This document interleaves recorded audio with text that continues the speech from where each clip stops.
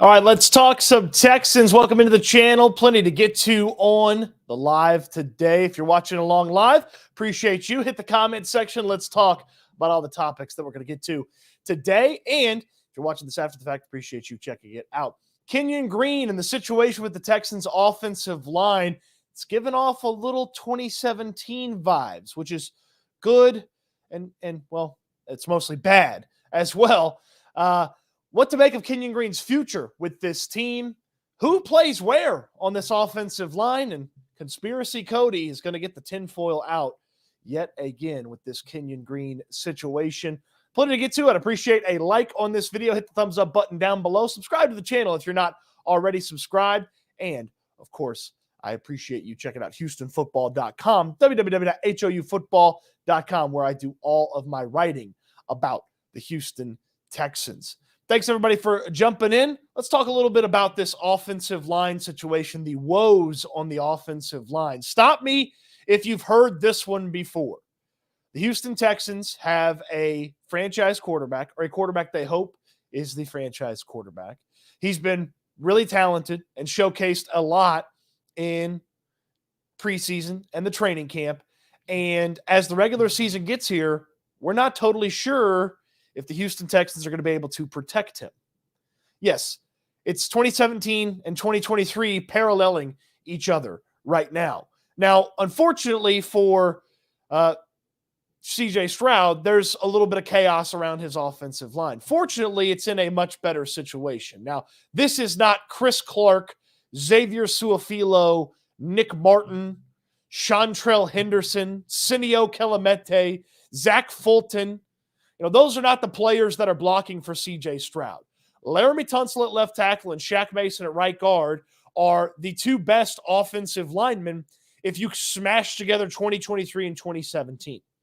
Now, if you remember, 2017 was drastically affected because Dwayne Brown was not playing for the Texans. He was in the middle of a contract dispute, and that was the organization's fault. Rick Smith didn't like to do contracts in the season. Dwayne wanted a raise. Ultimately, Dwayne Brown gets traded after playing just one game with the Texans. Deshaun Watson was hurt a week later, and whoever the offensive lineman was at that point was a moot point because the season was going nowhere with Watson down. That's where the season will go if C.J. Stroud goes down. Now, Stroud has much better players around him, and the baseline for this offensive line is much higher than the one in 2017. So I'm not super worried about it to the 2017 level. But if you think about rookie quarterbacks, you think about not having a real solid offensive line or having some level of inconsistency with it, it does scare you in the development and the potential for that quarterback to jump forward in his rookie year. Now, Deshaun Watson,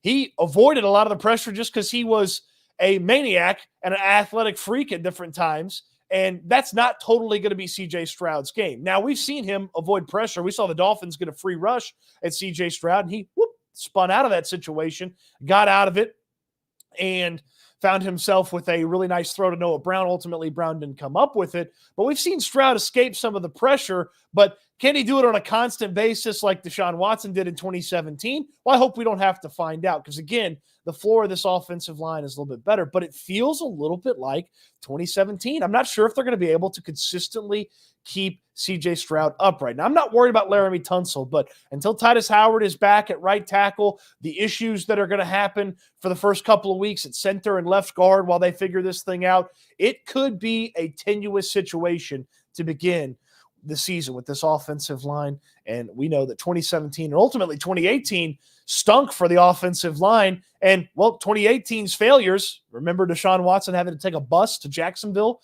to play in that game because he got dinged up so much? Okay, 2018's failures led to the Laramie Tunsil situation, the gutting of 2 drafts by Bill O'Brien. Now, Nick Caserio is not Bill O'Brien. He's not going to do that, but he has invested a lot in this offensive line that is now full of question marks from really left guard all the way to right tackle and the backups. So that's something to pay attention to. I don't believe it's as bad as 2017, but it just kind of gave me that, they've got to protect the franchise quarterback, and I don't know if they can protect the franchise quarterback. So I was a little wheezy-queasy thinking about that as we thought about this offensive line and the Houston Texans. As always, we'll get to your comments throughout the show. Appreciate you getting in the comments. Super chats go to the front of the line, and we will address those as soon as possible. Appreciate everybody stopping by like STX Team. Rick, thank you. If Juice is ready, him at center and Patterson at left guard. Well, Juice is ready, and he should play center as soon as he's healthy. Juice Scruggs' issue right now is he's not healthy, and he's going to miss a little bit of time. Willie Boy P, please make this offensive line make sense. Well, we're going to work on that here over the next little while here on the live stream. Rick, can Mason play left guard? I think they're going to stick him probably at right guard and keep him there. I'm not super keen on moving around Shaq Mason, but there could be some moving around by one of the other players. We'll get to that here in just a little while. A weighs in. The O-line is fine. Jones and Kendrick Green fill in at left guard and center. Howard will be back soon at right tackle. And if not, then Fant will be there then. Hey, I don't know if I'm ready to go and say it's fine, because even after Laramie Tunsil got here, if you remember, even after Tunsil got here and solved the left tackle situation, and even after Titus Howard played well at right tackle, that left guard to right guard situation still allowed quite a bit of pressure up the middle. So I know that the tackle situation long-term over the next couple of years is set, and I feel pretty good about Laramie Tunsil left tackle and ultimately when he's healthy, Titus Howard at right tackle, but I'm still not totally sold on the plan at left guard, center, and even to an extent right guard. We'll get into that here in just a moment. Jake says, we are fine. He's dropping the A-Rod on me. The Aaron Rodgers, R-E-L-A-X. Yes, I had to think about the spelling there. Didn't want to go too fast. So let's talk about Kenyon Green's future with this team. Kenyon Green, first-round pick of the Houston Texans in 2022, and they traded back from the spot with the Eagles.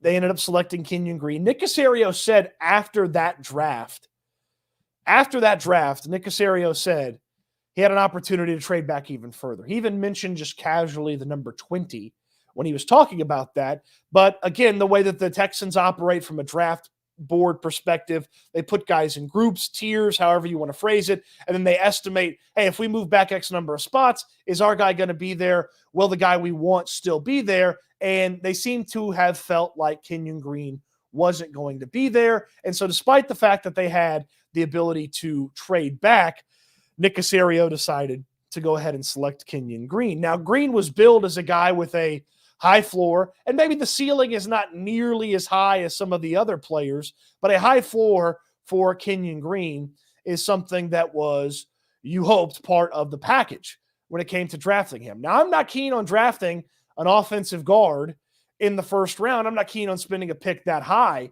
on the guard spot. I could understand tackle, certainly, but I was not keen on the Kenyon Green selection. It definitely felt like if he was going to be plug and play day one and be a solid player from the jump, you could live with that being a solid pick. And even if some of the other selections after Kenyon Green turned out to be really nice players. And it just hasn't turned out that way. Kenyon Green's not going to play at all this season. He's on injured reserve. He's got the shoulder issue that was exasperated by the preseason. And as Nick Caserio talked about, we'll hear from Caserio here in just a moment. As Nick Caserio talked about, the situation with Green was he was going to need this surgery eventually. The issue worsened coming out of the Saints game, and Caserio and the organization, I should say, decided to just go ahead in Kenyon Green's season. And I know Landry Locker's talked about this, and I tend to agree with him on this. This is probably a really good thing for Kenyon Green when it comes to the potential for 2024. You now get an entire year away from football, so to speak, to get healthy and get right between the ears. Now, I've talked a lot about how I felt like that defensive tackle run where he was facing Jeffrey Simmons and the Eagles defensive tackles and the Commanders defensive tackles and Dexter Lawrence. I've talked a lot about how that hurt Kenyon Green's confidence, in my opinion, coming out of that stretch in 2022. And maybe that, combined with not feeling good about his body, created a really tough situation for Green to work through. So he gets the rest of 2023, a good portion of 2024 to sort of clear the mechanism, reset the deck, get ready for 2024. Kenyon Green has to know coming into that season, and I'm sure it's maybe, if it's not totally told to him, it's heavily implied to him. He's playing for his opportunity to be on the Houston Texans heading into 2024. So with the full football season to get healthy, you have the surgery, you get back, you rehab, you get to 100%, and then you start improving what 100% looks like. I feel like that's a solid spot and a solid situation for Kenyon Green. I don't believe playing 80% Kenyon Green this year was going to be a really good situation for the Texans, and the Texans maybe didn't believe that either based on the way that they operated with Kenyon Green down the stretch. Because even if they felt like sort of healthy Kenyon Green was the best option, you'd have put him out there in the Saints game with the first team. They didn't. They put Michael Dieter out there in the Saints game with the first team. So they clearly had, I don't want to say soured, but they had clearly seen that 80% or 75% or whatever version of Kenyon Green was going to play this season was maybe behind what their expectation was for the left guard spot. They had Dieter play there a little bit in the preseason, as well as that preseason game, the preseason finale against the Saints. And now they've sort of scrambled to figure out exactly what they're going to do with that left guard spot. It's not going to involve Kenyon Green in 2023. The big question is, how much does it involve Kenyon Green in 2024? The one thing I will say about Green and the potential investment in him for 2024 and the long-term investment that you have in him as a first-round draft pick, the one thing I'll say about Green is he can't be the only plan at left guard, which it seems like he was the majority of the plan at left guard heading into 2023, even with the injury, because the team did not go in there and did not sign a big-time free agent to play left guard. They didn't bring in a big-time veteran or free agent to push Kenyon Green and maybe have him there. There were options, certainly, but Kenyon Green, he can't be the option or the only plan for left guard in 2024. We'll get to Conspiracy Cody here in just a moment, but I want to get to some of your comments here throughout the course of the live stream. Hex says Kenyon Green needs to stop wearing number 59. Hey, change it all, man. Change it all. You're gonna get a whole year off. 59 didn't really look good on him to begin with. Change it all. Change anything and everything. That's what I'm thinking if I'm Kenyon Green. Hey, what do I need to change? What do I need to alter so that I can maximize my opportunity in 2024? Do I need to change the physical makeup of my body? Do I need to change my nutrition? When you feel like you're going to be in a make or break situation for your job, you'll try anything and everything to figure out exactly how to keep your job and to maximize your opportunity. Okay? That is something that is clear to any human being in their approach to keeping their job or improving at their work. Appreciate everybody weighing in on the comments. If you have a comment that's not about the offensive line, Kenyon Green, I will start and I will attempt to get to it when we get to our Q&A portion. STX Texan, I think the O-line's okay, not the greatest position, but I'm to be in right now. But even at that, it's still probably one of our best O-line we've had in years. And this is actually a pretty good point. The floor is high. Maybe the potential for, hey, 5 starters, and these 5 starters are the 5 starters for the next couple of years. Maybe that goes away to a significant level and you don't worry about that anymore. Certainly the tackles in Tunsil and Titus Howard are locked up. Shaq Mason's locked up. And then Juice Scruggs, by virtue of the rookie contract, he's going to be on this team as well.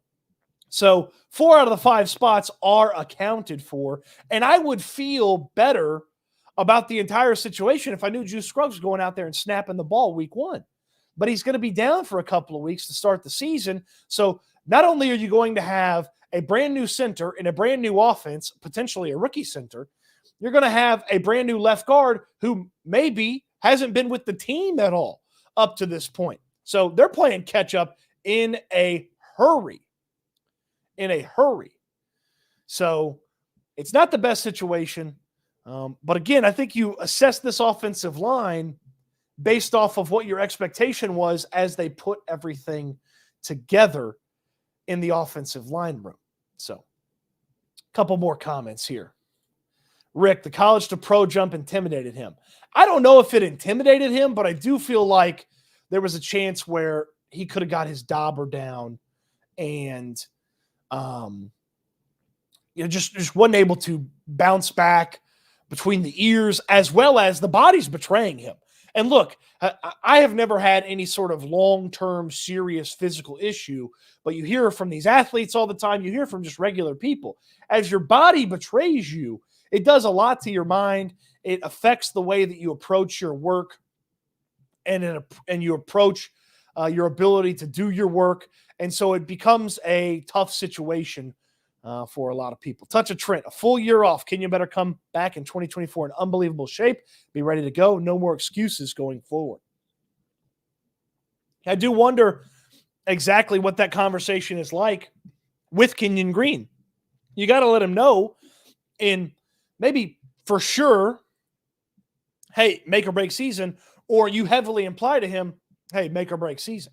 So I believe that's one of those situations where he knows now going into 2024, you would hope that this is where he needs to take the opportunity at left guard, make it his own, and solidify himself as the guy there on the offensive line at the left guard spot. Devin has a super chat that he wants to get to. Super chats go to the front of the line in the comments section. So I appreciate Devin weighing in. Landry made another great point in that Green was so dominant in college and high school, then coming to the NFL where you're humbled quick, it can shake you. And Landry makes a lot of great points. You should check out his channel here on YouTube as well. Yeah, it's all snowballed for Kenyon Green. It's all turned into a nightmare scenario for Kenyon Green. He has the offseason that he has heading into the draft where he's got the injury and he's got to bounce back and he's not fully ready for the entire season in 2022. He gets beat up in 2022. Defensive tackle after defensive tackle beats him up. And then in the offseason leading into 2023, he's hurt. He's banged up. He doesn't even come into training camp in 100% as we came to find out. And then he never gets solid footing put together. And it's all kind of just snowballed. And from a physical standpoint and how much, if your body's not working, how much does that affect your mind? If you're not right between the ears, how does that affect your ability to work on the offensive line? I mean, you got to be a tough SOB. And the tough part about being an offensive lineman is you got to be damn near perfect every time or something could go wrong with the offense. So it's not an easy spot to be in. I feel like it's a real tough situation for Kenyon Green to go through. One of the positives is D'Amico Ryans and even Nick Caserio echoed it that, hey, he seems to be handling it to a pretty good level with going through a lot of this, playing through it, even having the willingness to play through the injury shows a level of mental fortitude, a level of mental toughness that certainly is there for Kenyon Green. You just hope, hey, clear the mechanism, get ready for 2024, and Kenyon Green can be one of those, out of sight, out of mind, and then he shows up ready to rock. You certainly hope if you're the Texans, and maybe you got a opportunity here for him in 2024 to solidify his spot at the left guard. Okay, Andrew brings up a great point here, and we'll hear from Nick Caserio here in just a moment, and then we will let you know about the latest from Conspiracy Cody. Nick Caserio on the offensive line, where it is now, and what they knew about Kenyon Green. Here's the Texans general manager from Wednesday, courtesy of the Houston Texans. Spring into training camp when, we just lost depth and we lost players. So nothing we can do about it. I mean, it's just the reality of the NFL. It's going to happen. So our job is to fix problems, find solutions, and do what we feel makes the most sense for the team. Sometimes you have to react to the circumstances that are in front of you, and that's what we try to do. So, Charlie, once that happened kind of over the summer, kind of had an idea that there. Q got hurt. I would say specifically to Kenyon, it was just a matter of, when, not if, this was going to happen.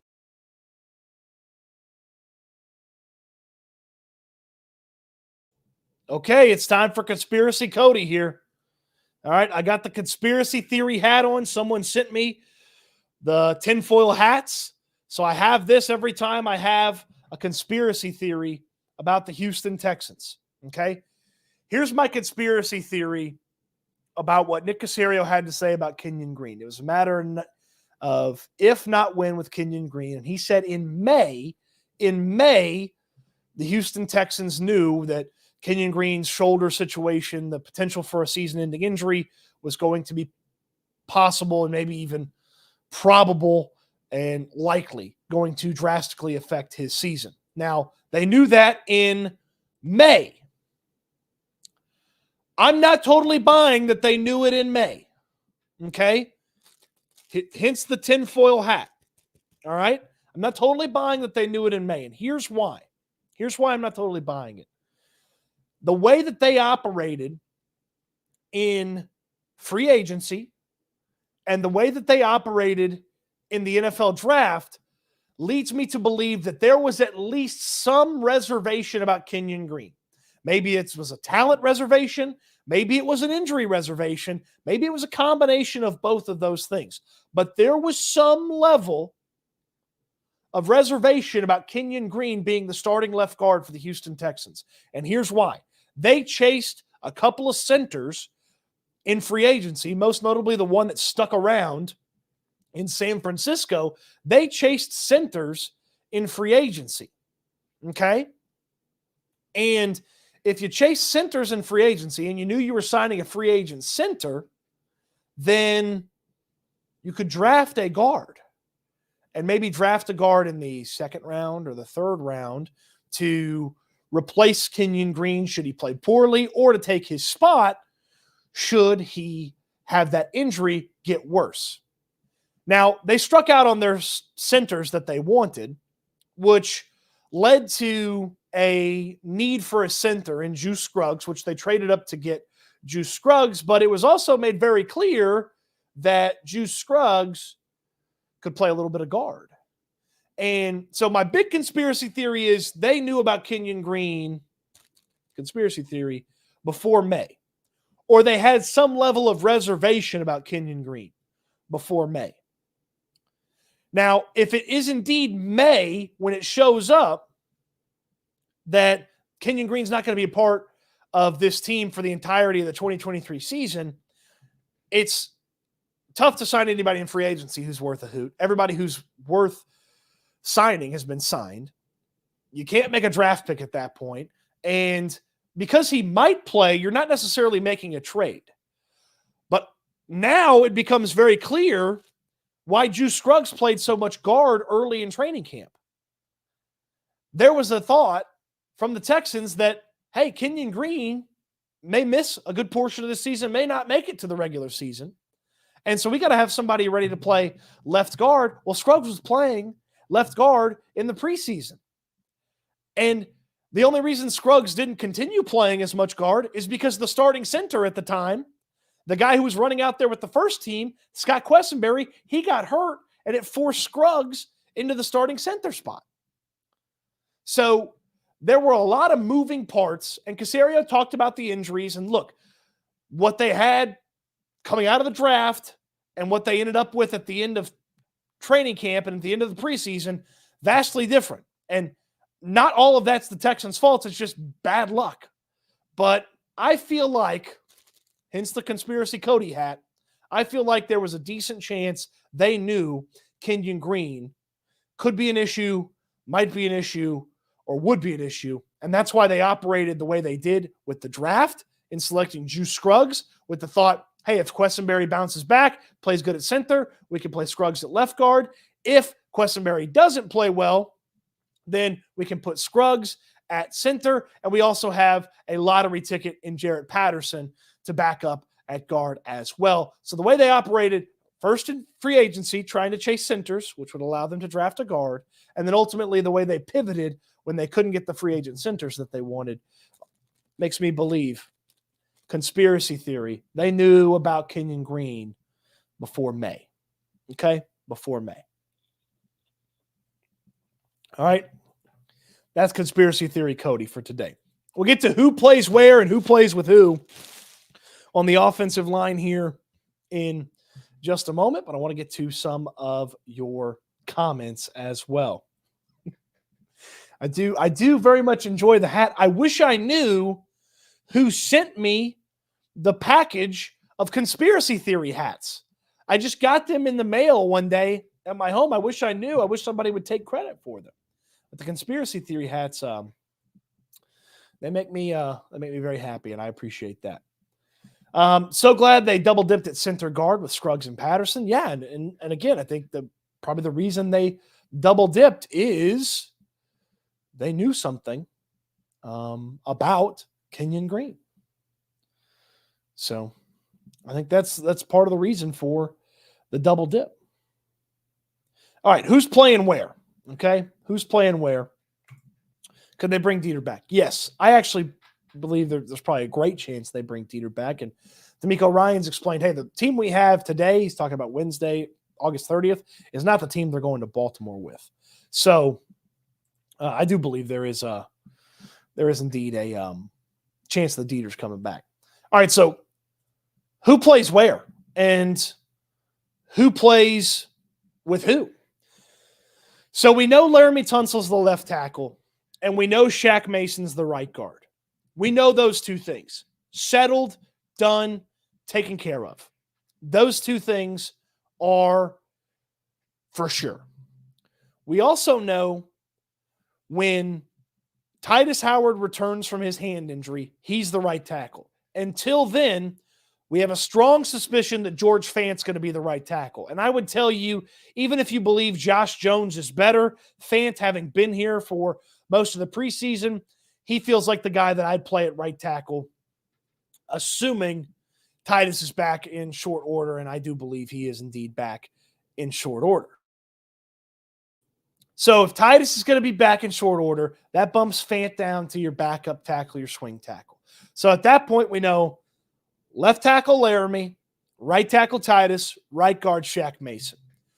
For the first couple of weeks, center left guard, total question mark. And you've got options, okay? Center, left guard, total question mark. Because Scruggs is banged up here, going to miss a little time. Now, obviously, as soon as he comes back, he's the center. And I thought he played pretty well in the preseason, so that gives me a little bit of confidence. But as soon as Scruggs is back, he's the center. And then that leaves left guard up in the air. Now, you've got some options right away at left guard. Now, I've seen the chat talk a little bit here about Kendrick Green. Okay? Kendrick Green was a player that they acquired for a draft pick from the Steelers. I call him the fake K Green because we had Kenyon Green, and now we have Kendrick Green. So the fake K Green, or imposter K Green, but Kendrick Green played a little bit of both interior spots at center and left guard for the Steelers. Didn't go great in Pittsburgh, okay? Did not play well. Nick Caserio mentioned one of the reasons they brought Green in is they had an affinity for him in the draft process. It didn't look good in the Pittsburgh organization. It led to Ben Roethlisberger taking some shots at the guy. The Steelers played him a little bit at fullback. Ben Roethlisberger was told, hey, he's playing at fullback. And he's like, oh, glad he's playing fullback because, he kind of stunk as an offensive lineman. Big Ben, about taking unnecessary shots at people. This one, not from a bathroom. But look, that's a guy that's going to have an opportunity, you would think, to play right away, either at the center spot until Scruggs is back or the left guard spot. Now, it's tough for me to see him playing center because the offense, and it's been talked about a ton throughout the course of the preseason, from Bobby Slowick to D'Amico Ryans to even when Juice Scruggs is asked about it, the center carries a lot of responsibility in the offense, in the way that they operate, checks and calls and things like that. And this guy's been here a couple of days. He'll have 4 practices before he plays in Baltimore if he's the center. I don't believe that in that amount of time he can find himself deep enough in the playbook to the point where he is a better option at center than Jarrett Patterson. Now, Patterson had part of his preseason robbed via injury, but he's at least been in the building, been in the meetings, been in the playbook. Jaret Patterson, to me, is the guy that you play at center until Scruggs is back. So I feel like that sort of solved itself by virtue of Patterson's been here, Green, not Kenyon, but Kendrick. Green has not been here. Patterson has. Play Patterson at center. Then at left guard, you have a 3-man competition to figure out who the left guard is. Now, I say competition because really you have, at this point now, you have 3 practices to figure this out. And one of them is not even really a practice because Friday workouts in the NFL are almost walkthroughs. So you got 2 practices to figure out who the left guard is and then sort of 1 walkthrough. But you've got 3 names that you can play at left guard. You've got Kendrick Green, who we just talked about. You've got the newly acquired Josh Jones, who you traded with the Cardinals to get. And I asked Jones today if he's, how did it go in Arizona? Do you still play a little guard? And he said, look, I'm working at tackle and I'm working at guard here with the Texans. So the 2 players that you've traded for, Kendrick Green and Josh Jones, and the waiver pickup that they had earlier today from the Buffalo Bills.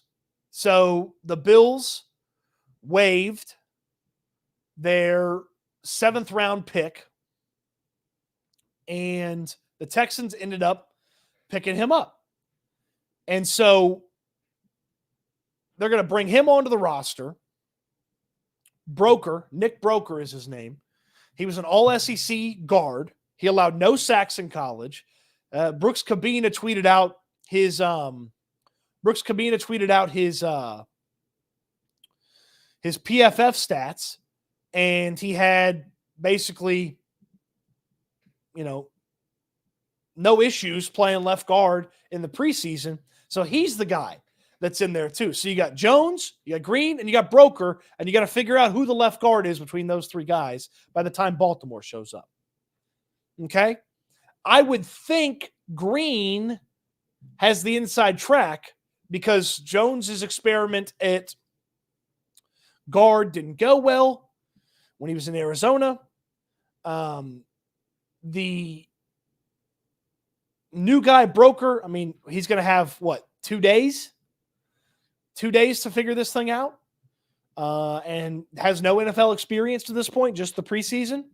So I would think that Green's got the inside track at left guard. So if you've got Laramie Tunsil, Kendrick Green, Jaret Patterson, Shaq Mason, and George Fant week 1 against the Ravens, it's not the best.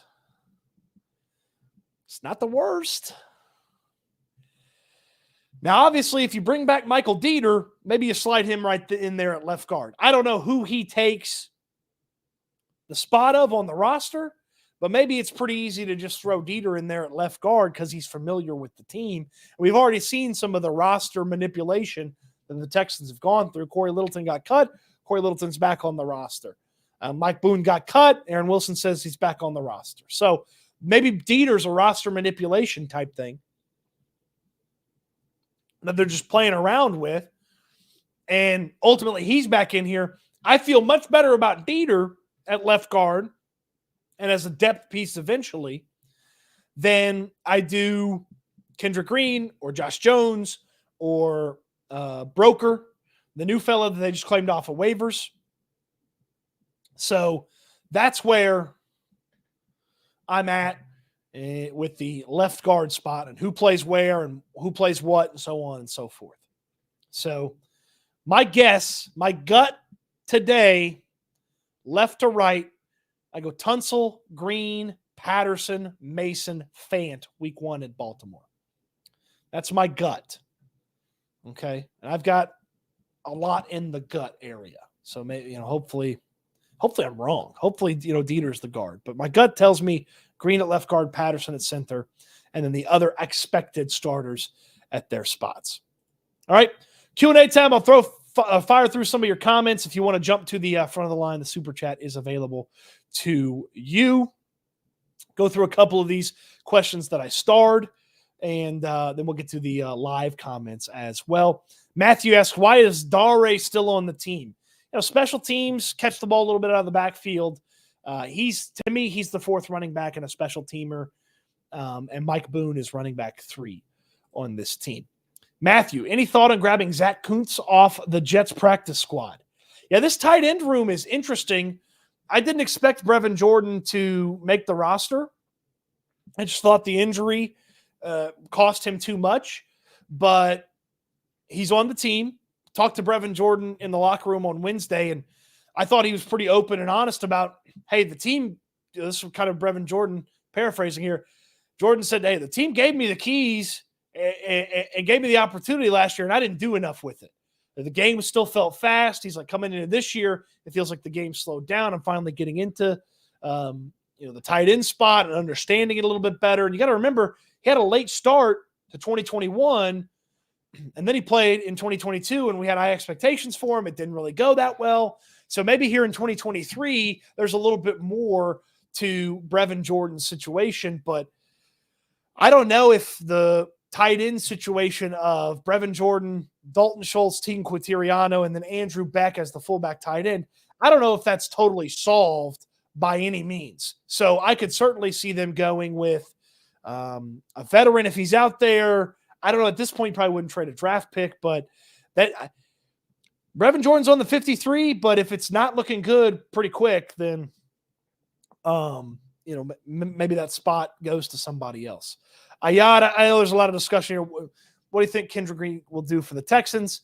Look, I think Green's probably, to me, the favorite to start there at left guard, unless Broker is way more awesome than I expect him to be, the guard that they claimed off of waivers from Buffalo. But that's where I'm at with Kendrick Green. Joe Blue, push the panic button and the like button. I mean, I'm not pushing the panic button. I know maybe having a 40-minute conversation about the offensive line, comparing it to 2017 feels like the panic button. I'm not pushing the panic button yet, but like when you see in the movies, they got the little glass case around the button. I have lifted the glass case up in case I need to push the panic button. Okay? So I have lifted the glass case up. Wild Thing Music. Will there be front office friction between Coach D'Amico and GM Caserio when it comes to sign street free agents? Especially since D'Amico just cut all Caserio's recent signees. Caserio cut Caserio's recent signees. So I wouldn't put that on D'Amico. I truly believe it's a collaborative effort between the two, and I know that that's something that they would say, and it's sort of a nauseating point. But if D'Amico Ryans really wanted a player to stay on the team, I believe that player would stay on the team. If Nick Caserio really wanted a player to stay on the team, I believe that that player would stay on the team. So I don't think that there's any sort of friction from that standpoint. Look, both these guys got to win, and they want to win too. So friction doesn't help them win. I mean, yeah, if a guy's trying to get rid of a player that, you really think can help you win, that's not great. But these guys got to win. If you're Nick Caserio, you definitely got to win. You've been here through some of the crappy stuff. D'Amico's got the clean slate. He's starting from zero.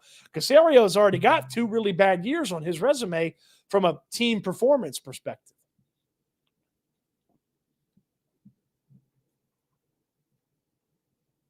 All right. 119 dozen 55 sweet says, what a name. I think Josh Jones starts. He has the experience. Yeah, I mean, look, Jones played guard in Arizona. It didn't go very well. And they got him back out of tackle pretty quick. But play whoever you believe is the best guy. And, oh, by the way, make sure you got options on game day in case that guy's not any good. Okay? If the guy performs well in practice and he gets the opportunity, so be it. But if he's not any good, be ready to make the swap in the game. And, man, I would just feel so much better if Scruggs was the center and you had Laramie Tunsil there, but that's not going to be the case. I would think Patterson's your center, Laramie Tunsil's your left tackle, and that left guard spot, it's a rotating cast right now. It can't be a rotating turnstile in the games. Ayad Ali. Oh my God, Brevin Jordan made the roster. Yes, he did. Yes, he did. Rick says Schultz is pissed. He wants number 9. Hey, props to Brevin Jordan for believing in himself to the point where he felt like he was going to make the roster and keep his number 9 that he's been wearing for the Texans and not selling it to Dalton Schultz. Personally, I don't know what the number means to him. Personally, I would have sold the number, got a new number.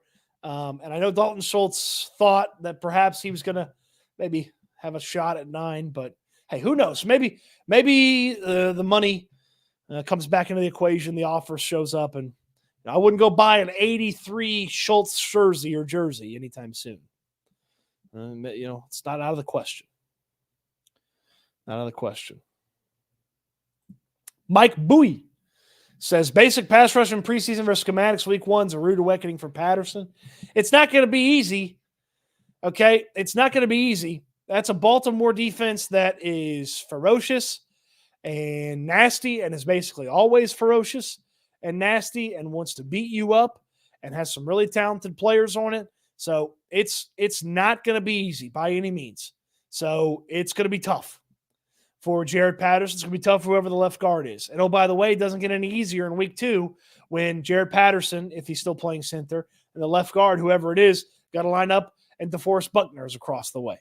Okay? It doesn't get any easier there. Oh, and then, by the way, week 4, one of the best defenses in football comes in the Pittsburgh Steelers. So 3 of the first 4 weeks has some really tough defense, or at the very least, in Indianapolis's case, has a really tough defensive tackle that you got to handle if you're Jared Patterson and if you're the left guard. So it's going to be, you might be right. It's going to be a rude awakening. Hopefully that NFL, welcome to the NFL moment happens, gets out of the way, and then he starts becoming a nice professional player. Rowdy Hoppa. What's with these Mills trade rumors? I like him as a backup. Keenum is valuable. I don't know how much play he has left.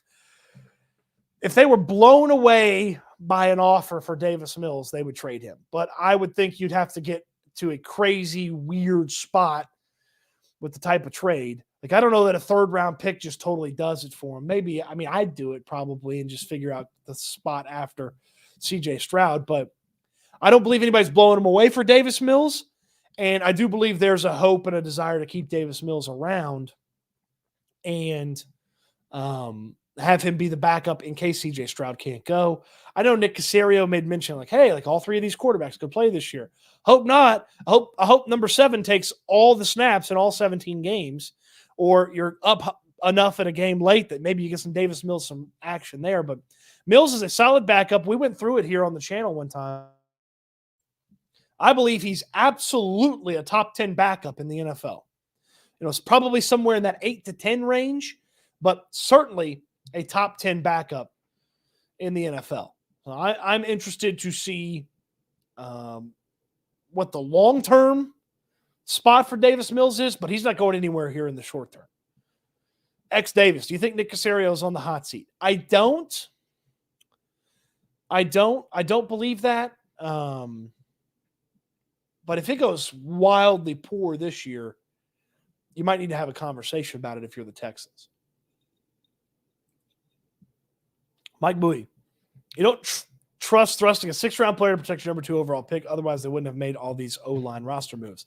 So Bowie says Patterson not going to be the starter. He thinks maybe Green at center and then one of the veterans who's been around at left guard. It might be right. I just feel like it's notable that Patterson's been here the entire time, whereas everybody else is showing up and they got to catch up. And, oh, by the way, Dieter, despite having played center in Miami, did not play a lot of center or any center, to my knowledge, in the preseason. So he's primarily a left guard if they bring him back. That'd be my thought as well. Jose, I think Patterson will hold his own. I'm not expecting a perfect game, but he should be solid. Should see some improvement with these games from him. And again, Patterson is a short-term solution. The tough one is to figure out the left guard. Patterson is the center until Juice Scruggs is back. And then even Patterson finds himself in the left guard situation. So then you have a number of different guys with the left guard spot. So I would think that Patterson is a short-term deal until Scruggs is healthy. Joe Blue, am I alone? But after 3 Caserio drafts, there ain't much to show for it. I see more misses than hits. So let's go through it here. And this will be heavily swayed by how 3 first-round picks do, how C.J. Stroud does, how Will Anderson does, and how Derek Stingley does in his second year. So that's the heavy part of it. Like Roy Lopez, Garrett Wallow, not on the team anymore. Well, he didn't even have a first-round or second-round pick in 2021. Out of the 2021 draft, you got a backup quarterback, you got a starting wide receiver, and you got a backup tight end. Not the worst, not the best, not the worst. Okay, so 2021, I'm willing to kind of give Caserio a little bit of leeway. Lopez was solid in his first year, didn't take a big leap in his second year, is not here in his third year. So, Garrett Wallow, let's think of Aaron Wilson say he's on the practice squad. So, a depth piece practice squad. Those are 5th and 6th round picks. Like, Nico Collins needs to be good. You traded up for Nico Collins. Davis Mills probably needed to be a little bit better than he was. He was the first ever draft pick Caserio made. Then you go to 2022. Derek Stingley, right now, when you compare it to what you could have had in Sauce Gardner, it's a thumbs down. You could certainly see how that goes thumbs sideways or thumbs up if Stingley plays well in 2022. Kenyon Green, thumbs down. You'll get nothing out of him in 2023. Jalen Petrie is one of the better players on this team overall. John Mechie, you haven't gotten anything out of him to this point. Yes, he is back. He's in the conversation. He's on the team. I think Nick Caserio sort of laid it out there.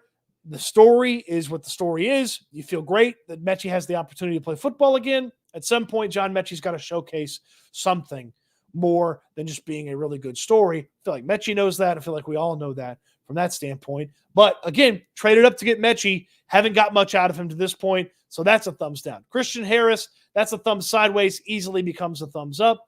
Dameon Pierce is a thumbs way up so far. And the rest are 5th and 6th rounders. And at that point, you're just throwing darts. Now, some of the 5th rounders, 6th rounders you've given away.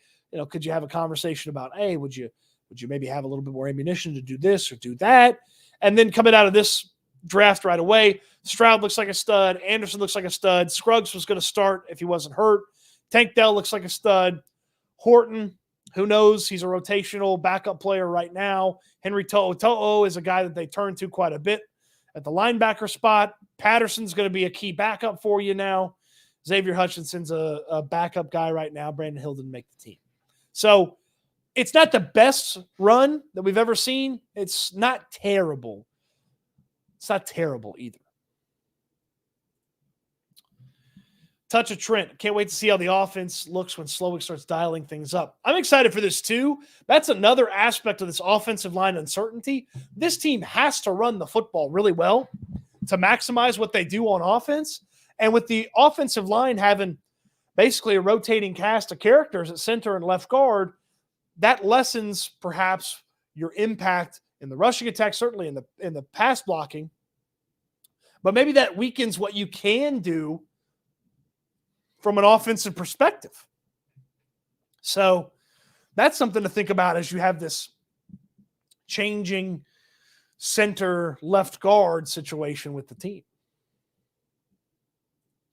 You see CJ playing more in the gun for the first few games because of the offensive line. TBD. Let's examine this, because I would think there's a lot of stuff that you would prefer to do traditional under center that you wouldn't do from shotgun. So let's put a pin in this, but this is something, Sean G, it's a good question, something to pay attention to, and maybe something to ask Bobby Slowick about next week. Before the draft, there were a lot of people saying all the Texans need is a quarterback. We got that quarterback. We should win every game now, according to so-called Houston Texans fans. They needed a whole hell of a lot more than just a quarterback. So those folks were wrong. Needed a whole hell of a lot more than the quarterback. H-Town all around. Hope Mechie gets some playing time. He's got to go out there and earn it. Got to go out there and earn it. H-Town all around also says Lamar Jackson's going to throw 3 picks. Sure hope so. Sure hope so. Let's go with Jalen Petrie, Derek Stingley, and Tavier Thomas for the 3 picks that H-Town All Around says Lamar's going to throw. Yeah, Sean with a good point. Center in the scheme calls protections, helps out with the organization of the blocking. Patterson's been here. Green would be new. So the leg up there for Patterson.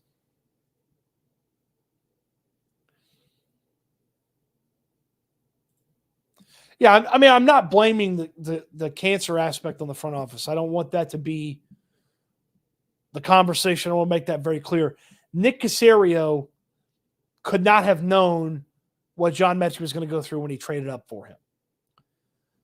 But over 2023 into 2024, you'd like to see more out of John Mechie as the football player than what you have seen to this point. He has not stood out in recent weeks.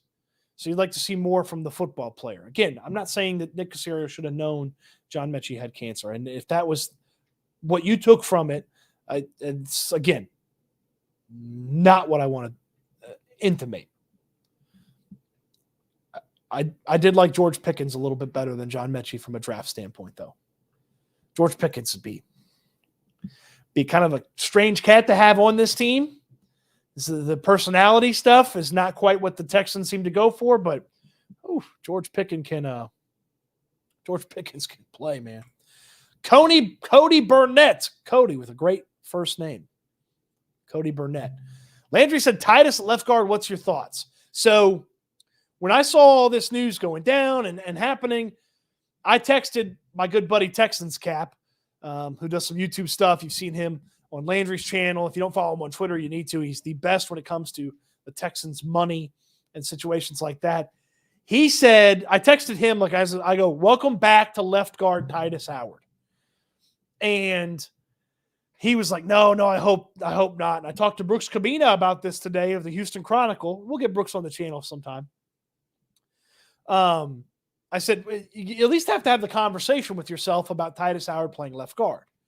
Then Brooks asks D'Amico Ryans about it and says, would you consider playing Titus Howard at left guard? D'Amico Ryans says, Titus Howard needs to worry about getting healthy, not where he's playing. It wasn't a no. If he is the best option at left guard and you feel like Fant or Jones can get it done at right tackle, play Titus Howard at left guard.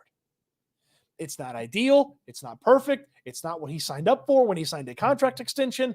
But if he is the best player at left guard, if the combination of Howard at left guard and somebody else at right tackle is better than somebody else at left guard and Howard at right tackle, play Titus Howard at left guard.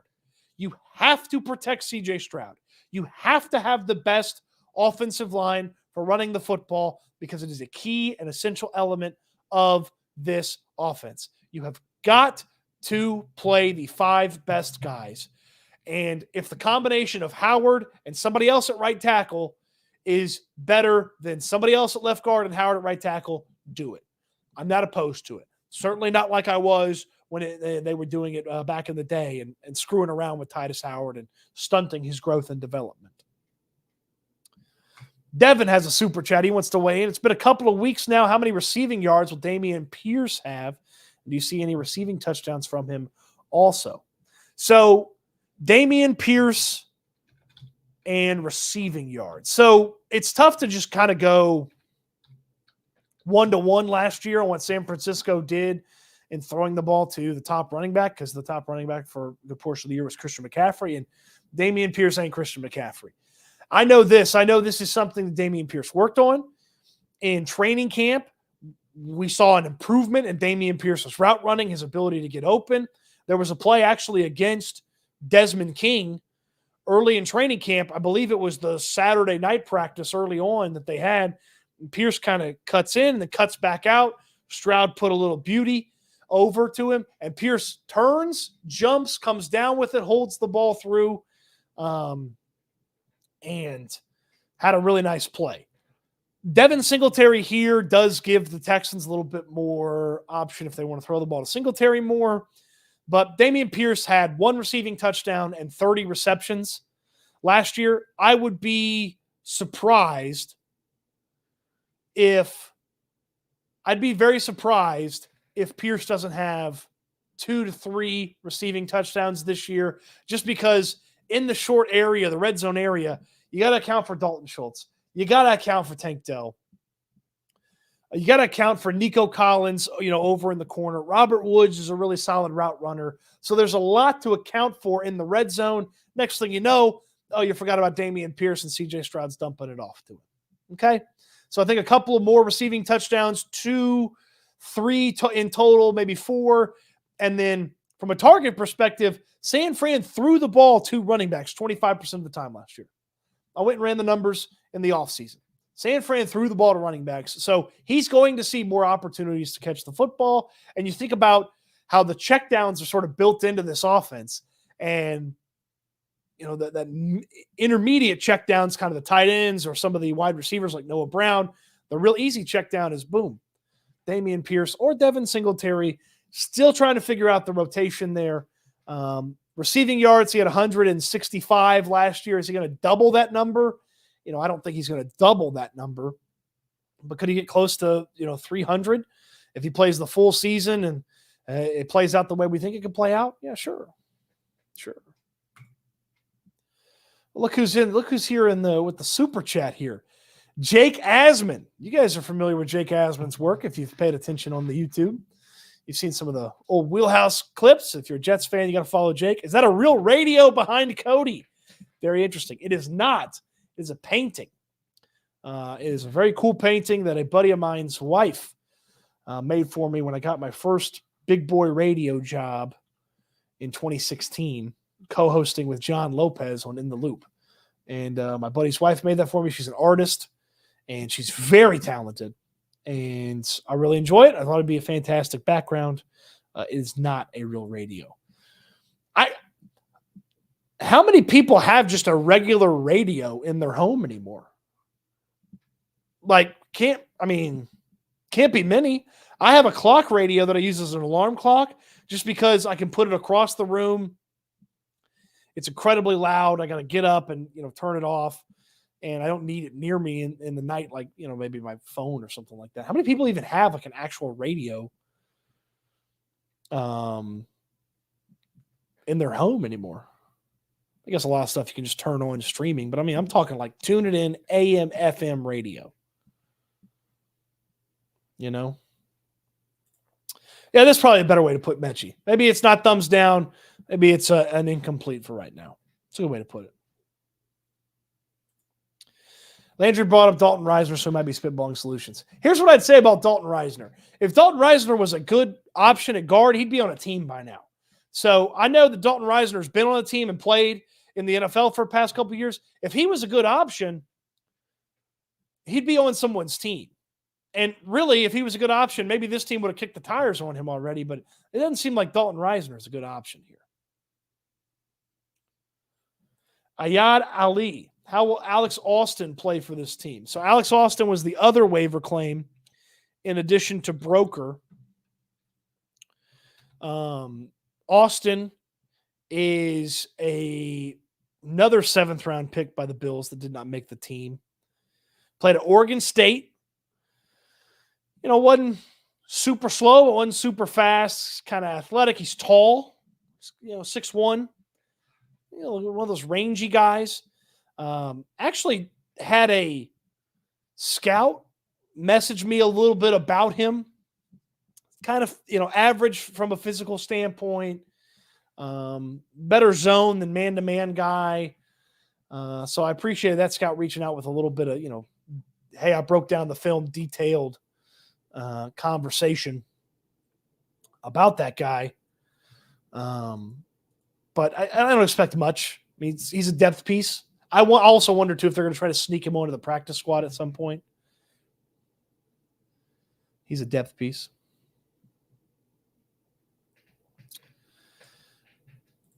John says you have to put the 5 best out there. Yes, but if you degrade Titus by putting him in a position where he does not excel, it can be a draw. Look, do I believe Titus can be the best left guard on the team? Sure. Is there a situation where he's maximizing his potential at right tackle? Absolutely. But if he's the best left guard and that's what you feel like you have to do, go for it. Go for it. Hey, how about we stop fighting in the comment section? How about that? How about that? Sean G, do you see the Ravens and other teams playing more in the box, stop the run and force CJ to beat them? Yeah, that's the book on a rookie quarterback, right? Make the rookie quarterback beat you. Go in there, make it tough on him. Don't let the other team run the football, and make the rookie go out there and beat you. And if the rookie goes out there and dices you up, you chalk it up as, hey, that guy was a lot better than we expected. But Baltimore's nasty, man. They'll find a couple of different ways to attack this team. And of all the teams on the schedule, it feels like Baltimore's among the worst ones that you could have started with.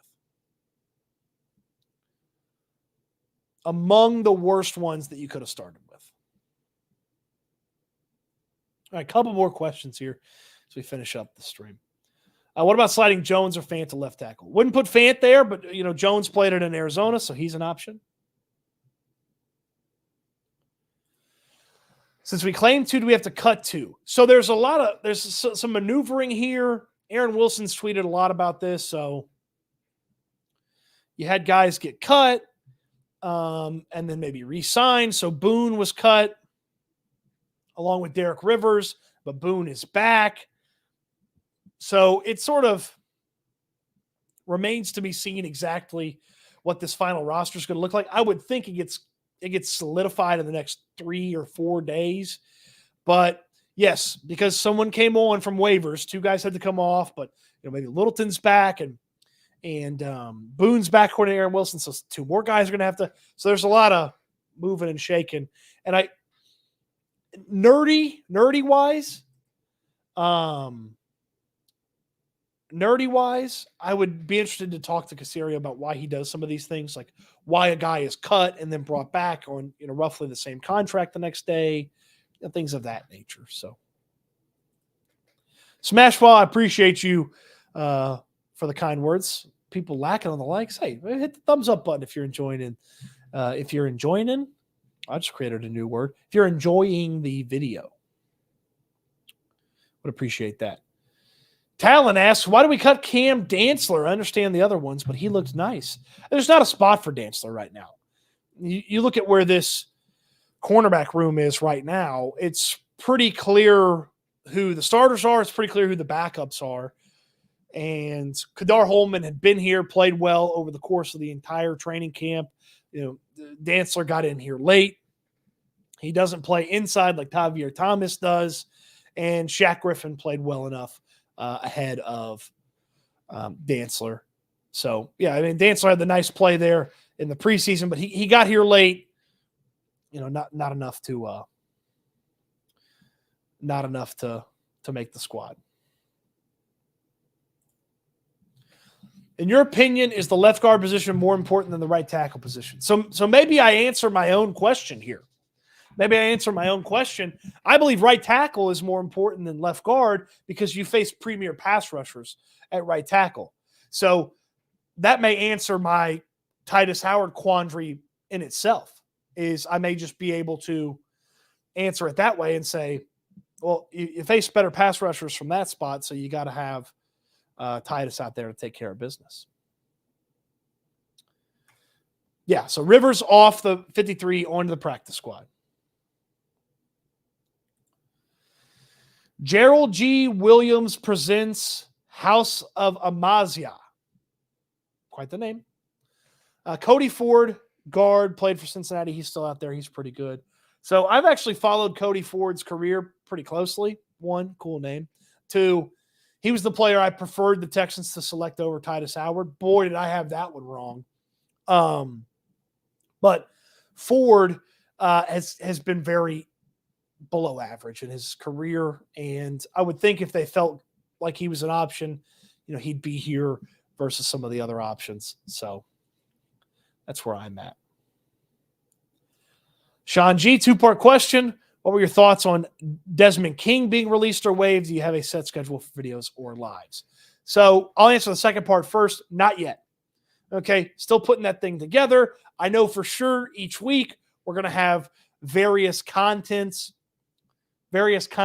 on the channel, previews, matchup breakdowns, behind enemy lines. So hopefully we'll be able to get somebody from every team to visit and chit-chat about the teams and what to expect, and give us a little bit of information about the Ravens and the Colts and the Jaguars and stuff like that. So first part, Desmond King getting shown the door, man, that surprised the heck out of me, because I felt like even if he wasn't going to play a ton, that he was a really nice depth piece to have on the team, and they maybe just liked some cheaper options better and felt like, hey, Tavier Thomas is going to be the guy at nickel, and we trust him more than we trust Desmond King on a play-in, play-out basis.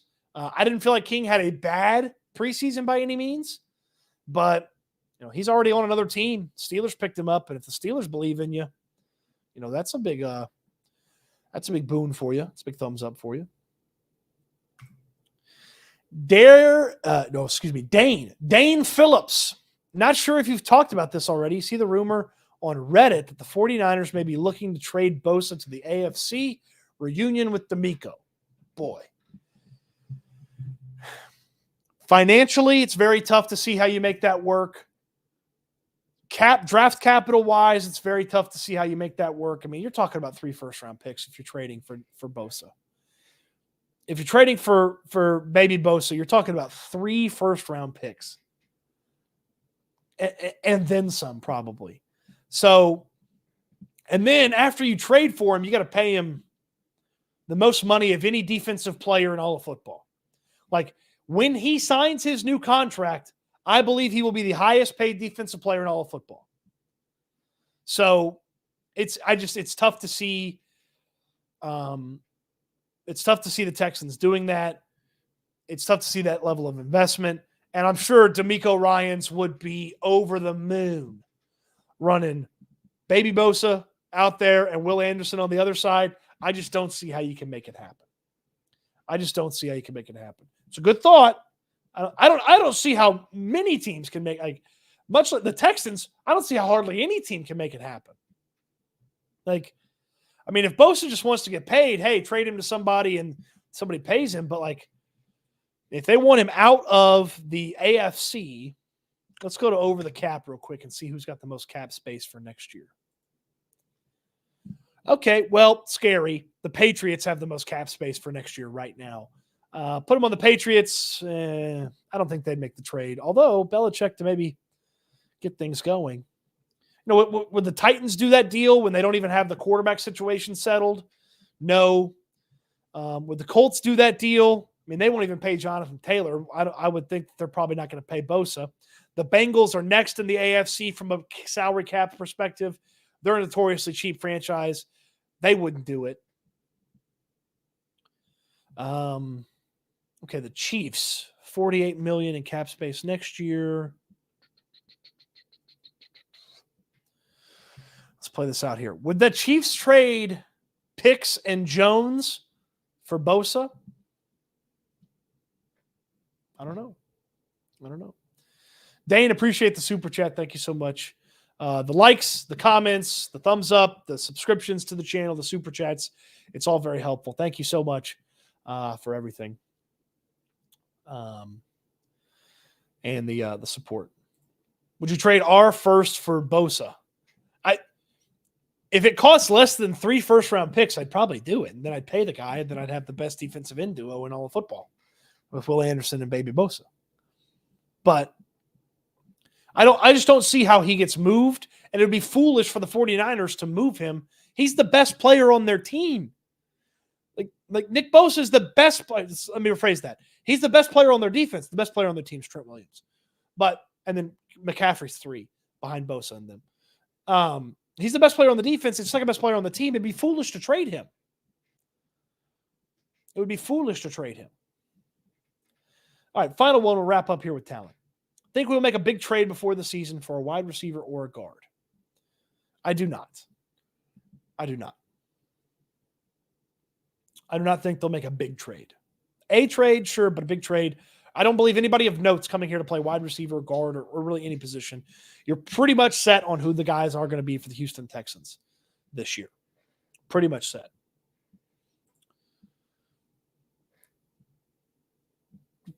Why'd you remind me? The 49ers are not Bill O'Brien run. So that's that. Okay, little housekeeping.